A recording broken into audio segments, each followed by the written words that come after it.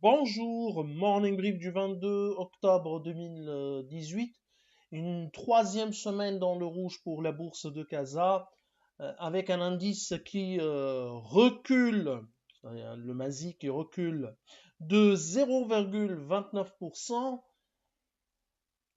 creusant ainsi ses pertes annuelles à 10,25% de pertes depuis le 1er janvier 2018.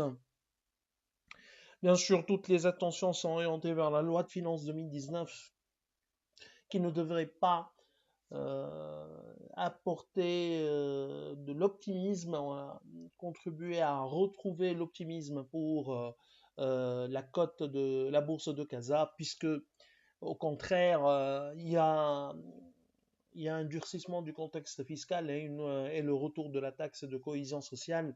On verra en détail puisqu'on va impacter cette éventuelle nouvelle taxe dans nos modèles et bien sûr réduire les capacités bénéficiaires de 2018 et 2019 essentiellement, de 2019 essentiellement. On verra, on ne connaît pas encore le mécanisme. En attendant donc ce mécanisme pour impacter la loi de finances, pour impacter le taux d'imposition pour notre valeur marocaine, pour nos valeurs marocaines et notre univers marocain.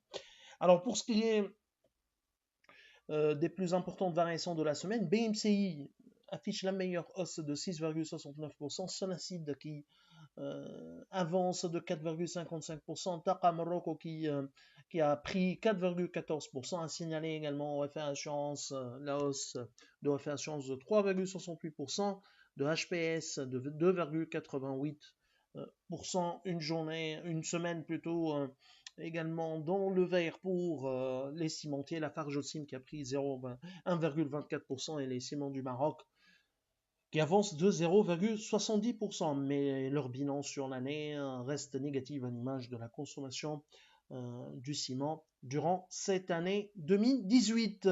Les flops de la semaine les plus importantes baissent, c'est Disway qui recule de 15,3%, creusant ainsi ses pertes annuelles à 21,8%.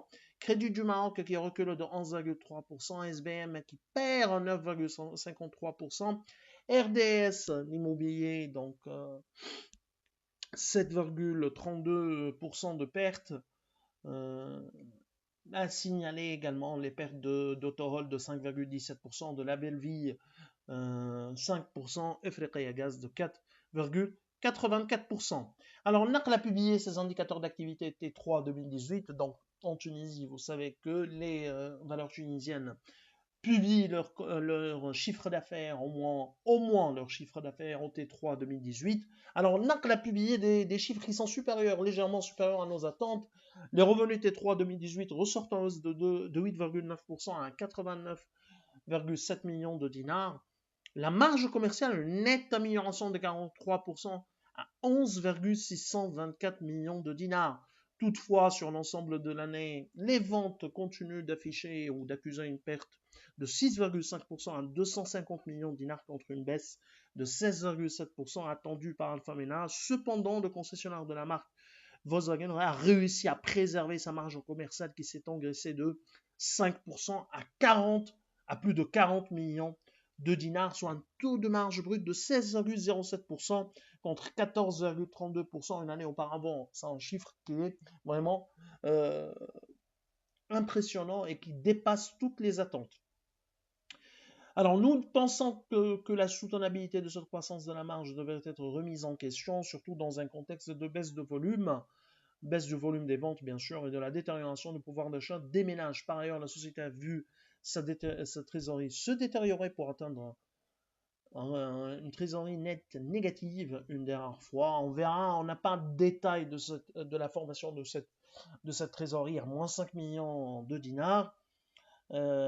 Côté valorisation, nous avons un potentiel fondamental qui sera révisé à la hausse dans les jours qui viennent. Nous, actuellement, on est à léger avec un target price à 11 dinars 5. Alors, je vous souhaite un bon début de semaine. Je vous remercie pour votre attention. Je vous donne rendez-vous pour demain matin. Au revoir.